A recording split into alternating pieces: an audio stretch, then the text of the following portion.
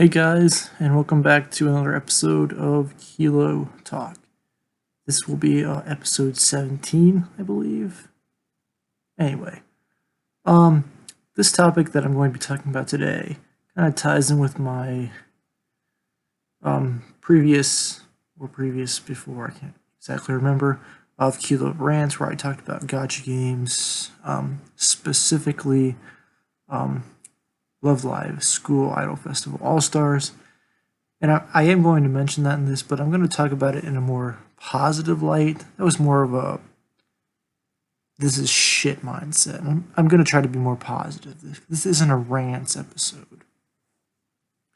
Because those are for me to just be vile. And I don't like that always. So let's try to be more positive this time around. So the topic here is going to be also gacha games, but the ones that I've been playing recently, not anything in particular. And what I mean by that is, just I'm not honing in on one point about gacha games. It's about the gacha games that I have been playing and my current experiences with them and how I've enjoyed them. I might throw in some, criticism here and there, but no, that's fine. Anyway, let's get into it. I'm going to talk about 3 here today. Obviously, Love Live SIFAS is going to be one of them, and I'm also going to throw in Azur Lane and Revue Starlight Relive, which I have never ever mentioned on this channel before, ever. I don't know if it's obscure or not, but I've had fun with it, so I'm going to discuss that briefly. I don't know a whole lot about the franchise, so bear with me here.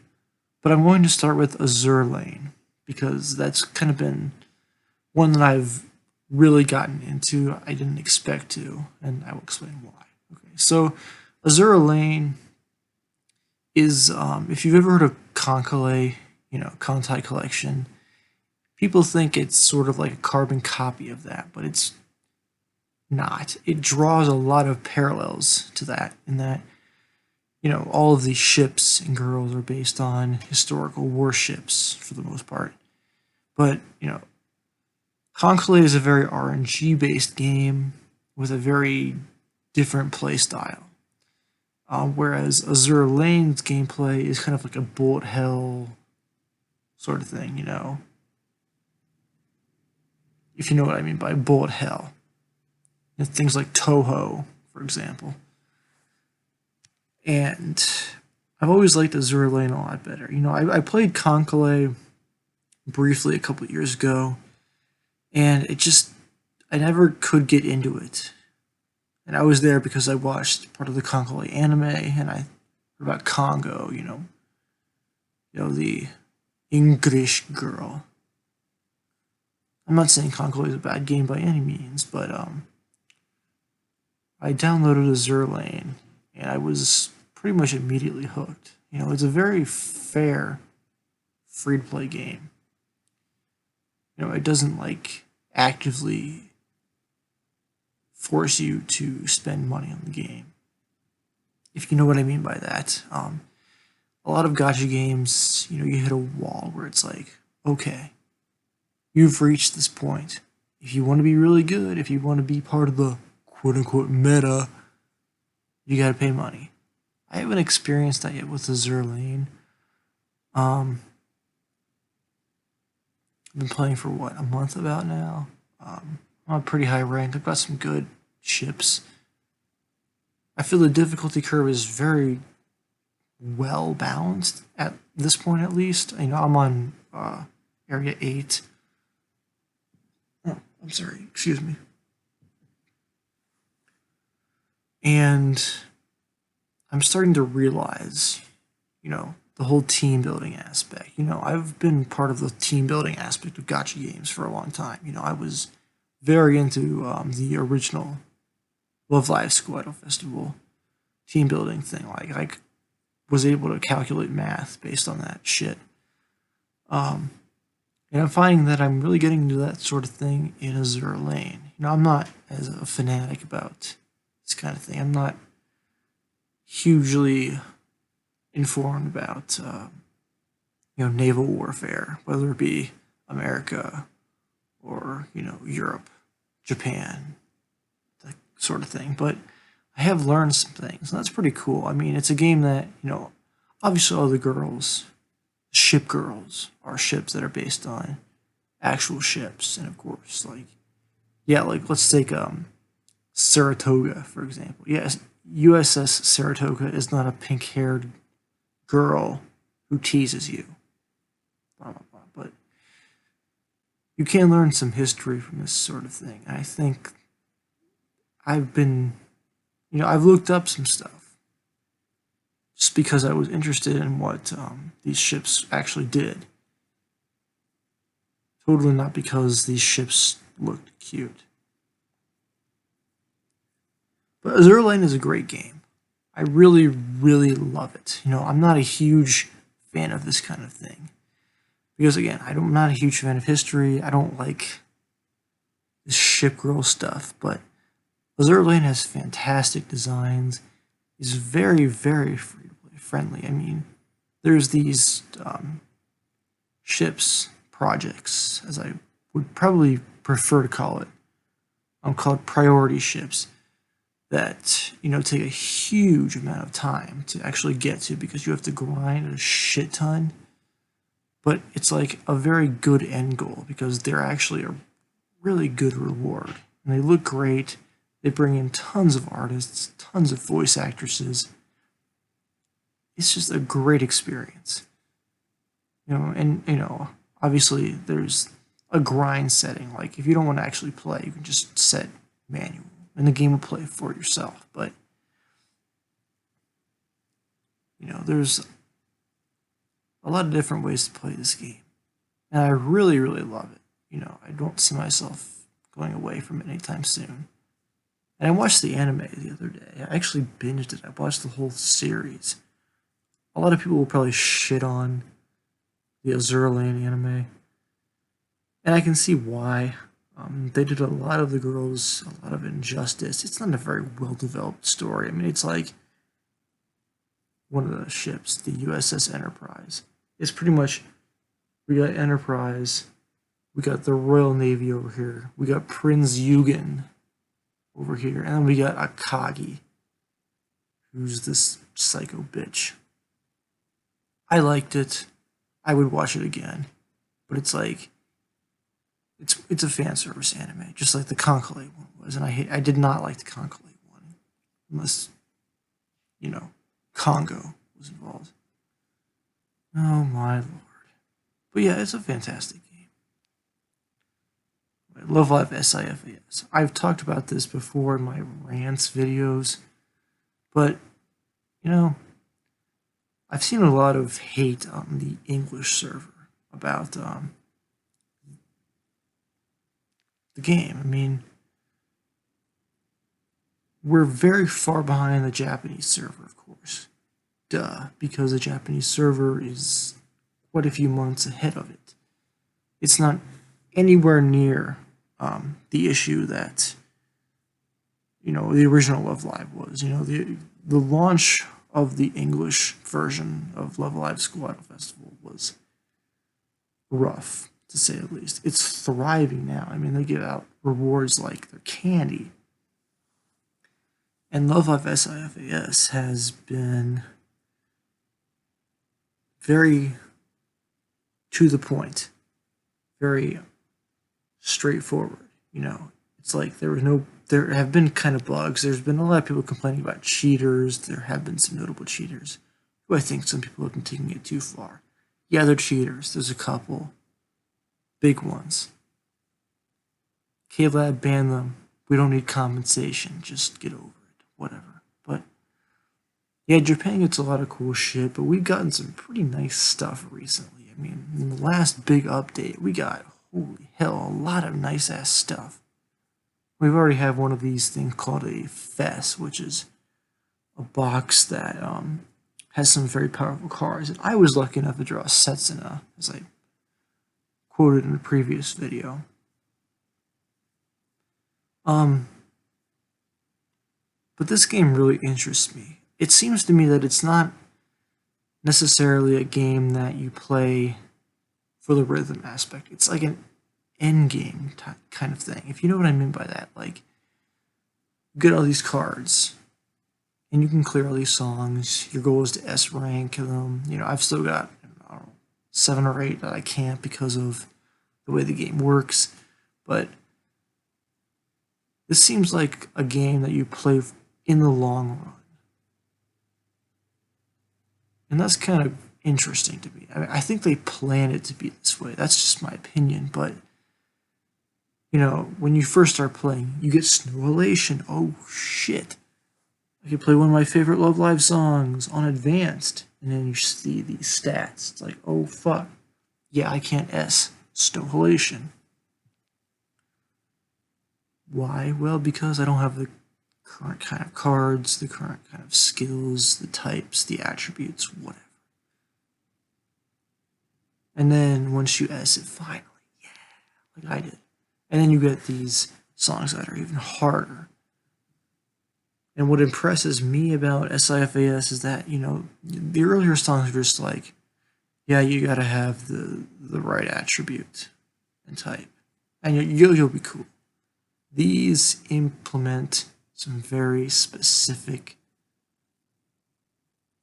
I don't know what you want to call it. I don't even know what to call it, but like, and the appeal chances, as they call it. It's just a very short time period where you have to fulfill some sort of goal, for example. And during those goals, oftentimes a type or attribute kind of card is either buffed or debuffed. So if you have like a full team of voltage cards, for example, I'm just gonna, or pure. I'm just throwing out terms at this point. Forgive me. So if the goal says, during appeal chance, your voltage type cards are down, you're scoring up potential, which is called appeal, 30%, you're kind of fucked. You're not going to get an S.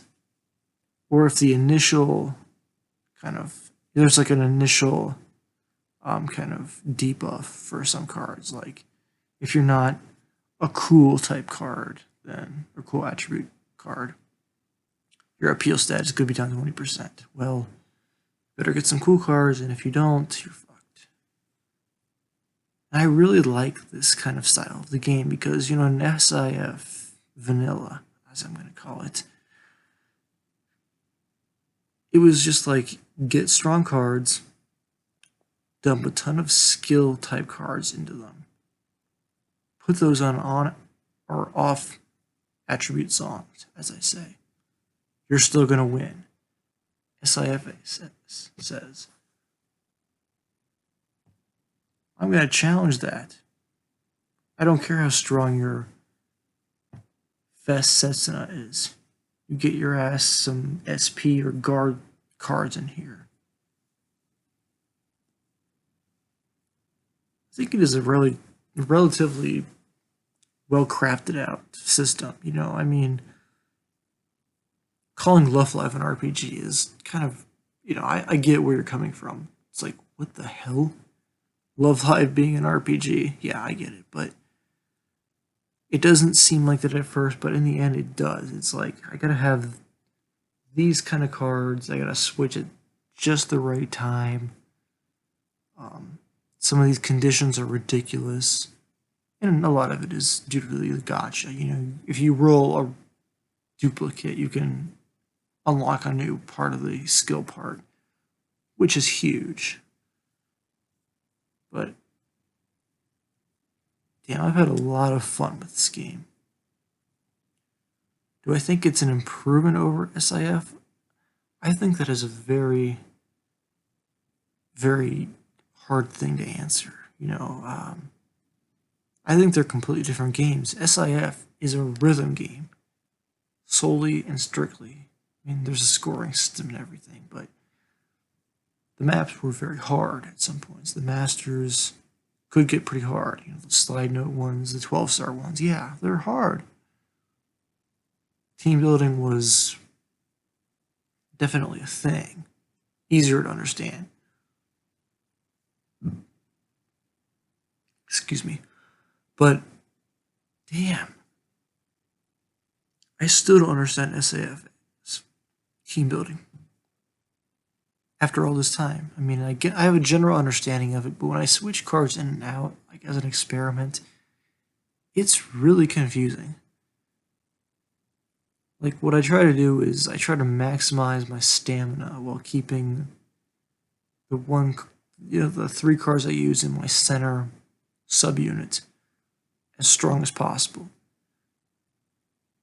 But the game attributes like your total power based on total stats and not,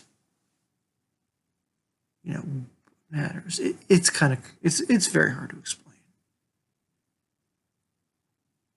but it's really fun. I hope that was more positive aspect versus what I complained about previously. You get to see your cute Love Live waifus. Fantastic visuals, mad. If you have a good enough phone. Really, really fun. As long as you don't get triggered, as long as you don't go whale, I think you might have a good time.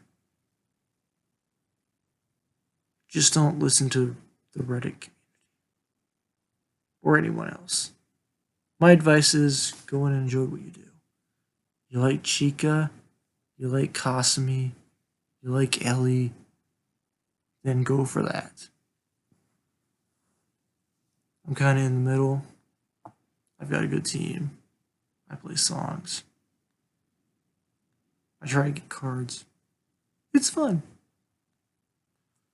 Okay, and as I mentioned, I'm gonna kind of reference one last game that I've been playing called Revue Starlight Relive. Now, Revue Starlight was, I believe, initially an anime. I remember that from my Dengeki G stuff, unless I'm fucking stupid, which is very possible. Anyway, it's this game where these girls. It's a music game. I don't want to call it an idol game. I don't think that's very accurate. It's more like a musical game. Because I've watched a few episodes of the anime. I haven't completed it yet because a lot of these music anime bore me. But I don't know. There's something about it that I find really fun. It's like an RPG. It's not like I'm not talking about like SIFA's RNG. I just said RNG. Excuse me. RPG. Defeat these monsters and shit with your musical/idol girls. I don't even know how to describe it. But it's got live 2D, which I really like. If you don't know what live 2D is, it's this pseudo 3D kind of avatar thing. If you ever played Bang Dream, I think that's the best live 2D that I've played personally. Azur Lane has it, but it's not very good. Revue Starlight has it pretty good. It's a fun game. I mean, I don't see myself playing it much longer than a few months. It just doesn't seem like my thing. Because to get invested into a mobile game, a gacha game, you have to really like A, the gameplay, or B, the characters. I should have switched those, but I've only liked a couple of the characters in this. I mean, it's like, okay, let's separate into 2 groups. We got idols and we've got these band/musical groups. I mean, idols, we got Love Live, we got Idol Master, and then we've got the band shit like Bang Dream, and then this off thing like Revue Starlight, where there's too many girls to keep up with. Love Live keeps it pretty simple. You have 9 girls who are the main course for pretty much the next half decade. Right now we have Aqua, who is in their ending, and we're kind of merging into like the segue between the super new Love Live group who we know very little about, which is Nichigasaki. You know, they're very good at not throwing everything at you at once. Like with Bang Dream, I like Bang Dream. It's a very interesting concept. There's some fantastic music. I love, for example, how the bands actually play their own music with their own instruments. That's talent. You know, I appreciate Aqua for their amazing talents. Any Love Live group, but that is really cool. But the fact is, you know, when I'm speaking characteristically, they throw all these groups at you pretty much at once. And you have like, what, I don't know, 25 characters. That is a lot. And Revue Starlight kind of does that, which is why I'm kind of like, about it. Like, I like the characters from like the main group, but anything else, I'm like, I don't even know what's going on. Which is weird. It's weird that I say that because I talk about Azur Lane. Azur Lane has, at least on the English server, like 450 different ships, but I never felt like it was suffocating because you got to choose who you wanted to interact with. And there was no like forced story. And if the story did exist, it was, you know, you could skip it, or it was based on a certain faction, based on you know, naval history or whatever. I can't keep up with all these characters. Like, give me a group of 9 that I can legitimately relate to. You know, Aqua, Muse. I don't know about Nichigasaki. I love Setsuna and Kasumi, first of all. But I'm going to wait till the anime to figure out who I actually like and don't like. But yeah, that's kind of what I've been doing with gacha, you know. It's kind of like a schedule, you know, like you got to figure out when the whole, you know, login bonus and server turnover happens, and it's really, really weird. I play Revue Starlight in like the late afternoon, sunshine throughout the day, depending on if I feel like am I actually going to play it or am I actually going to go auto. And Azur Lane is pretty much like whenever you want. That's what I love about Azur Lane as well. I know I've probably said that, but yeah, Azur Lane's pretty cool. I'm probably never ever going back to Conco.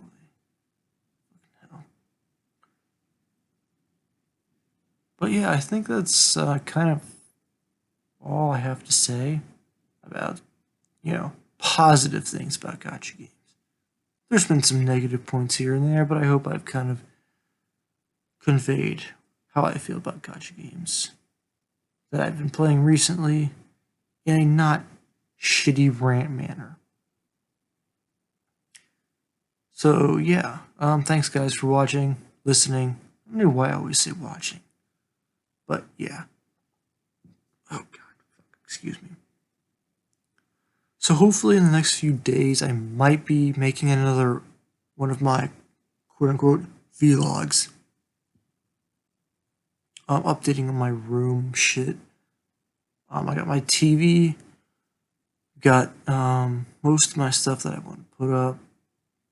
So if that happens within the next 10 days, that would be great. I'm very lazy with uploading because my channel doesn't matter that much. But anyway, I love you guys. You're cool.